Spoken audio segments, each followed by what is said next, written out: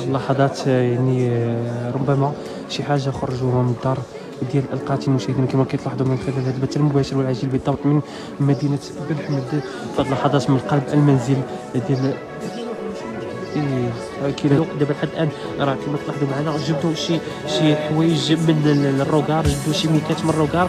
هادو هما كما تلاحظوا معنا مشاهدينا الكرام راه رجال الامن الوطني راه مرشوش شي حاجه جبدات من قبل الروكار. هما دابا كيهبطوا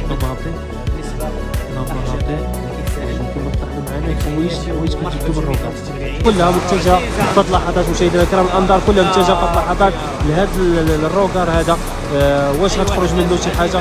كنتمناو السلامه يا ربي، كنتمناو السلامه يا ربي. الله يسمعنا اخبار الخير، الله يدير الشواهد ديال الخير يا رب. يعني الانظار كامله السكينه كامله في هاد اللحظات يعني اللي حلت بقوه في هاد اللحظات الجنبات ديال هذا المنزل.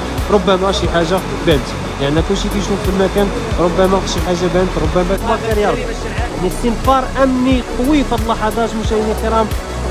الله يدير الشواهد ديال الخير. ربما كاينه شي حاجه في قلب هذا المنزل، كاينه شي حاجه في قلب هذا في قلب هذا الروكار. ربما كاينه شي حاجه في قلب هذا الروكار. حنا كاملين كنتسناو بعد ما جبدوا شي حوايج، جبدوا شي اكياس، فحنا كنتسناو كنا كنتظروا